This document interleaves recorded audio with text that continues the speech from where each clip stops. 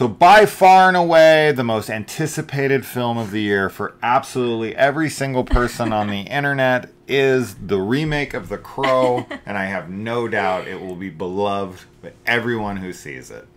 Sarcasm. Especially those who didn't see it. Those are the ones that are screaming the loudest about how much they love it. Right. Yeah. Yes. Because no one would do the opposite. That'd be insane. It'd be insane for you to say one way or the other that you have an opinion on a film without having seen it. Yeah. Anyway, moving on. The Crow. Not the only Crow besides the original. So I find it funny that we're so upset about this one. But this is because this is Eric Draven, I suppose. This is like a remake. So I think that's one of the biggest issues with the film right there, is that this didn't need to be Eric Draven. Yeah. Right, that's just silly to me. Just make this another Crow, right? Like they did with all the other Crows. You know, whether it's Wicked Prayer or freaking Salvation or City of Angels or whatever. They're all different characters. So this one just should have been Tim. Right? Like, it doesn't make any sense to just make this Eric to me. So, okay, putting that aside. A plot. I mean, okay, I want to start with this. Overall, I liked the movie. I didn't love it. I didn't hate it. Yeah. I'm kind of in the middle on it. I have some critiques on it, for sure. I have things that I really enjoyed. So, I do want to say this, and people can think this is blasphemous or whatever. There's areas of this film that I definitely think are done better than the other film. So, number one, and the thing that I really liked about this film, and this will probably be something that a lot of people don't like if they don't buy into it, but one thing I think is missing from the first film that's crucial, and has always been a blank spot in that film for me, is that it's a film all about Eric's, like, love for Shelley, right? Like, that's the whole driving force of the film. We see, I don't know, 4 seconds of that in the entire film. Yeah. We spend the first half of this movie with Eric and Shelley falling in love. Yeah. That, to me, was great. Like, I really... Now, did I buy into 100% of it? Was I completely engaged in 100% of it? No. But I like the attempt of taking their romantic love story and actually putting it to screen so that I can see how much he loves her and why. Yeah, I'm glad you brought that up, because that's one of the things that I loved about the film. I'm with you where I'm like, I'm just in the middle on it. Like, I definitely don't hate it. I don't love it, but I enjoyed it, and I had a good time with it, and I did like it. Yeah. But I do think that that's a really great part of it, is that we get to see the romance between Shelley and Eric, and I think that I bought into it. I think that they have really great chemistry together. I thought that the actress that plays Shelley is, like, adorable. Her voice reminded me of Mia Goth. Like, okay. You know, like, whenever she's, like, speaking in her natural accent. She was super cute, and I thought that they, like I said, had great chemistry. And, you know, ultimately, I think that I think the original works so well for so many people because, like, it is this wonderful love story, but it's more of a revenge story, and it's also really easy to just kind of fill in the blank for what Shelley was. So I think, like, whether you're somebody who's, like, you know, attracted to Eric and are like, oh, like, I want somebody to look at me like that, you can put yourself in Shelley's place. Or even if you're, like, the person that's like, I empathize with Eric, like, I would kill whoever hurt my, like, loved one. Same thing, like, you can just kind of put your loved one in the place of Shelley.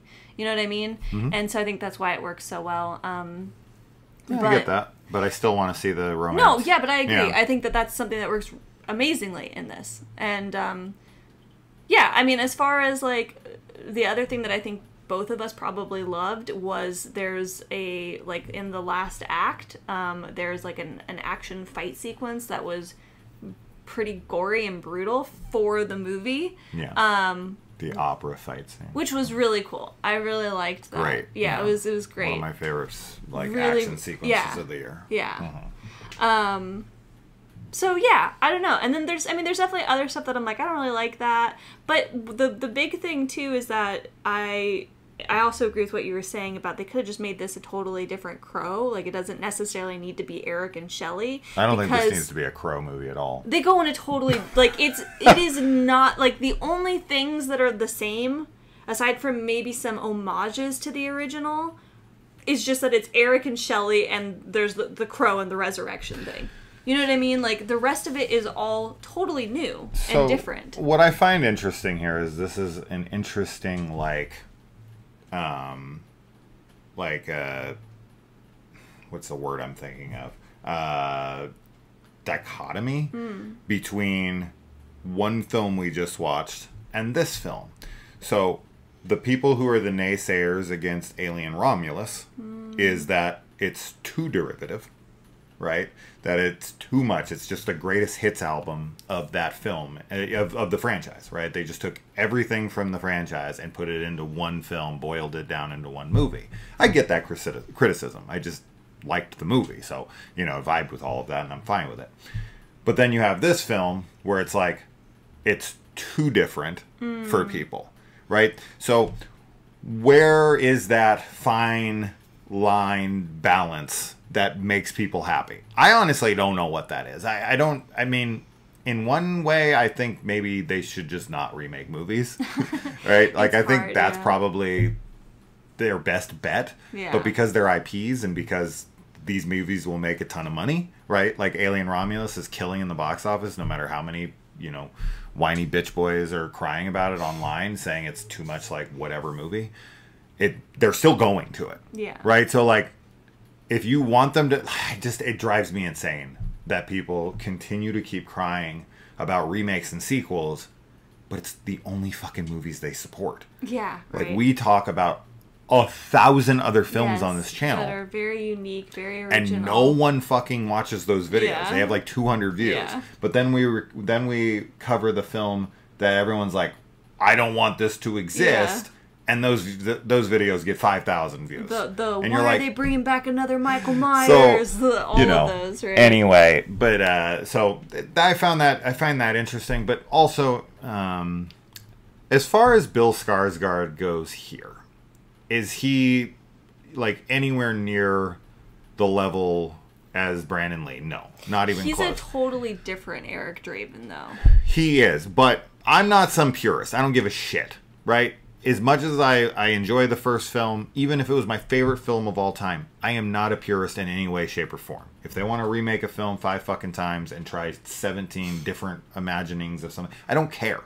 If it's something that's interesting and cool to me, I will accept it. I'm not that person. You know, make Michael Myers talk. I don't care. If it works for the film, it's fine with me. So if Bill Skarsgård was better, I would be like 100%. He's just better. I don't know what to tell you. I like him more. I don't. So he reminded me of someone. I was holding it from you because I wanted to talk about this. I couldn't figure out who it was at first. It was the way he talked, and it was the way the way he looked, everything. And I couldn't put my finger on it until he said one line, maybe about 3/4 of the way in, and it finally clicked with me. Holy shit! This is Hayden Christensen as fucking Anakin Skywalker. They are so similar. The voice, the way he loves, the way he talks, the way he moves, the way that he's like, you know, the way he's upset about things. Yeah. How things aren't fair and like. That's true. He's got a higher pitched voice too, so like when he's angry, it doesn't come off as manly as it should in the moment.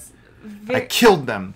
Not just the men, but the women and the children too. I love Anakin, and I love Hayden Christensen's performance. I love him too, but it's just it's so similar. That's a good comparison, actually, because that is a little bit more.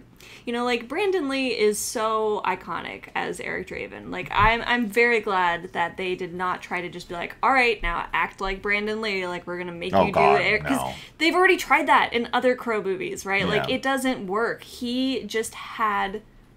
He had the everything for it, and you know, like his performance in the original is so it's so chaotic and just great. Like he very much is the jester. Like we've talked. I don't remember actually if we talked about that, but anyway. But Bill Skarsgård is a like brooding, poet, emo boy, which we talked about. He's a poet, but only like writing things. Right? Yes. And he has a couple, like... Yeah, he's not the poet the way that Brandon Lee is a poet. Where he's like saying all this poetic lines. Stuff that you're just like, holy shit, and he's so badass and cool. And I thought Bill Skarsgård, like, I think that he does have a badassness to him, especially in the end when it's, like, really, like, full force. But for most of the film, he's really soft and, like, broken. Like, there's a line that I think Shelley says that she calls him, like, brilliantly broken or something like that. And that's totally what he's embodying, is this, like... You know, and that's why they work really well together too, like as a couple in this. But we were talking afterwards about how like there are totally going to be like young girls that are going to be in love with him in this, and how he looks. He's covered in tattoos. He's like super buff too, like very ripped, and like spends most of the movie shirtless. It's Jared Leto's Joker is what everyone's comparing I mean, to. they're very modern tattoos. Like that's really what it comes down to. That is like a haircut. very specific style. Like, and he's wearing jewelry and stuff. It's cool. I think he looks cool. I think he looks great. I don't have an issue with it. I don't have an issue with it either. A lot of people hate this look, but he looks totally fine. It's not necessarily for them. Like, you know, I think we talked about with the trailer reaction that we did, where it's like... If he had long hair and he painted his face like Brandon Lee, they'd hate that too. They would hate it, because you already have Brandon Lee as the Crow. Like, you have that aesthetic in that film, and that film is perfect. And, like, yes, there's nothing that needs... Like, if you can hate all the remakes, all the, like, additional films, but nothing is taken away from that movie. But for, like... this modern audience, for like especially the younger generation, like watching this, I can totally see it having that effect on them, where they're just like, this is iconic to me, like this is like, he's the poster boy of like alternative gothy looking kind of guys nowadays, which is fine. It's fine. I mean, what didn't I like about it? The villain is flat as fuck. Yeah. Oh my goodness, he's worthless. Just a useless character to me. They tried to add something with him that was like sort of interesting, but it's like so underutilized and explored. There's this like subplot with this pianist. It never goes anywhere. Yeah. And I was like, we're not gonna, okay. Like, I know what that was kind of in reference to because of who he is and what he's about. Yeah. But it's never explored, like, on screen. And I was kind of like, there's a lot of time spent with them for that to never go anywhere in the film. I agree. So I found that odd. And I found his character to just be so disconnected from the whole film. Yeah. He just kind of sends his henchmen out throughout the whole film, and it's not really till the very, very end that they have like any interactions together. So he feels like he's in a different movie most of the time, and you're like,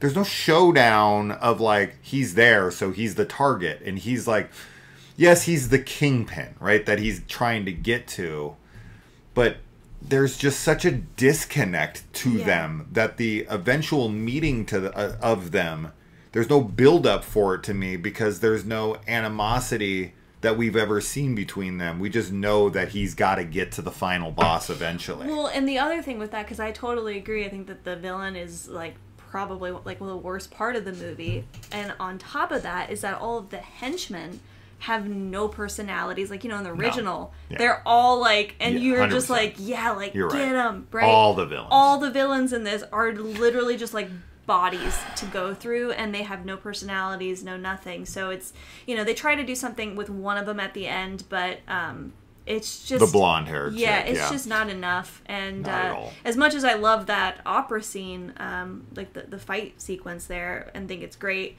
you know, there's definitely, what it's missing is the connection for like why he wants to kill people, because the whole thing is like, it is revenge driven, and like you need to feel that. They spent so much time building up the protagonists, they just completely forgot about the antagonists. And one of the things, as you had said, that makes the first film great is that there's not only the iconic nature of Brandon Lee's performance, you know, but also every villain in the movie, whether it's Fun Boy or, you know, whoever, they're all so memorable. Yes. Like Tomorrow, I'm not going to be able to remember a single henchman in this film. Yeah. Right? The people who killed them. Right? So they do that thing again, but nowhere near as stylistically either. And that's another thing this film is missing is like, it has a style. It's a much more modern style, but it is not comic booky as to where the first one feels like they have a lot of rain in the movie. So like that's kind of part of it. Homage that I but this has no style. But that being said, the original Crow from '94 has an iconic soundtrack that people love, and it was like one of the most beloved soundtracks, if not the most beloved soundtrack, especially of the 90s. And this soundtrack, while it is completely different, I really liked the music in this. I thought it complemented the film very well, and I really liked all the songs in it. And it's a soundtrack that I would listen to. Yeah, for sure. I thought they were cool songs. Yeah, I agree. But nothing like the original. This movie is almost zero like the original, and I commend them for that. Yeah, I think that's good that they did that. I think it would have been awful for them to just try and do a complete remake, like the Psycho remake or something. Because they did like. They had a Jason Momoa Crow in works for a while. And they did some test screening stuff with him, or makeup screening. However you say that. I forget how to say that. Makeup tests? What do they call that? I don't know. Not test screenings, but whatever the fuck I'm trying to say. Makeup tests. Whatever the hell they call that. Like rehearsal? Yeah. And, they just kind of made him look like Eric Draven. Yeah. He had the long hair, and he had the face paint and the eyes, and he had the black leather, and I was just like, It's just... We did that with City of Angels. Yeah. It didn't work. No. Right? Like, that movie is super fucking lame, in my opinion. This is 100 times better. Yes. Than any other Crow film besides the original. Yeah, it would be the original, and then this one would be the next one, and then you could go down the list, right? Like we watched the other ones for the channel. I fucking hated them all. Not. People are like fans of Salvation. Yeah. Not me. I don't know what people are talking about on that one. But that's fine if you like it. I'm just saying. I'm glad. Yeah, I'm really glad that he doesn't look exactly like Brandon Lee's Eric. And I mean, they still do the eye makeup. Like they still he's in black leather at times. There's a crow around him following him. There's definitely like shots that they're trying to emulate the original again with the rain and and that's fine. Like I think, yes, of course I expected to see things like that.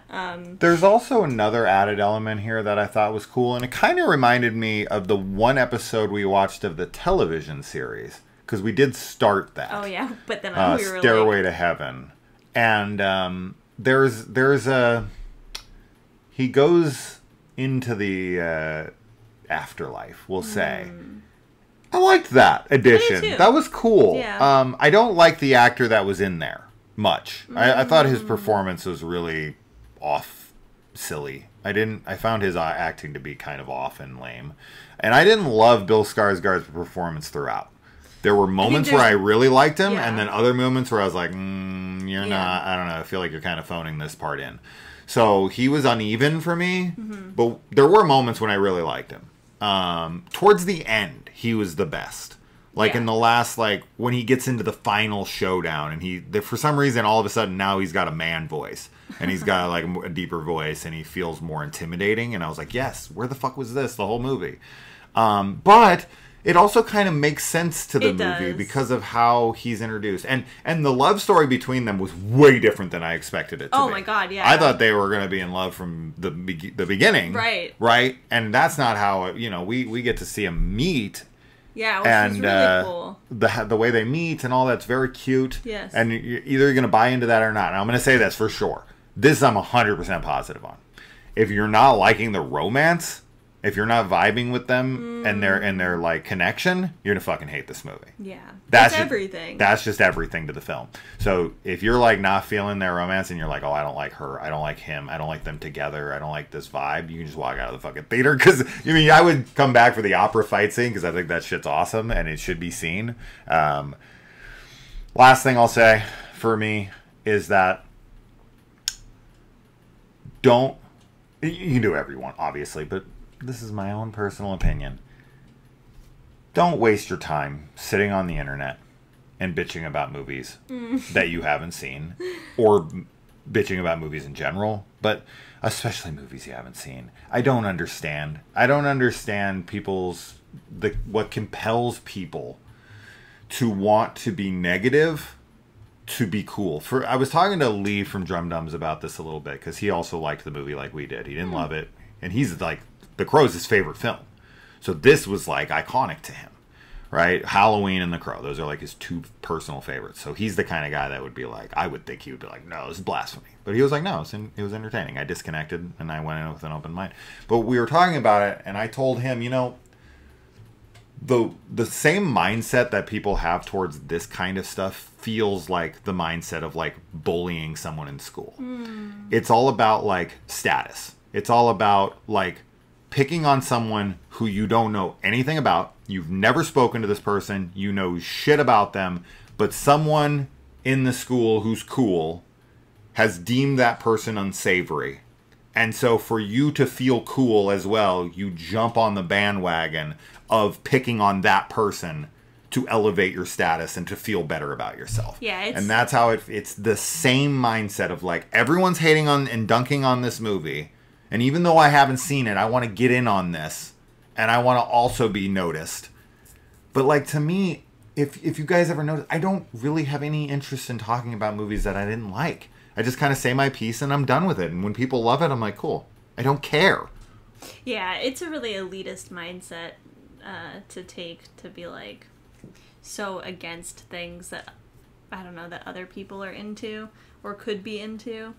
I mean, I feel like with this, if you are somebody who's like, I don't think they should remake The Crow, like, and you're just like, not like, I would just not see it. Yeah. Like, there's no reason to, especially if it's just gonna make you angry and be like, yeah, like I knew it was gonna be worse than the original. Like, there's no point in wasting your time doing it. But if you went to like IMDb and gave it a 1-star rating, that's super lame. And you haven't seen it, that's super lame. Just like, really think about it.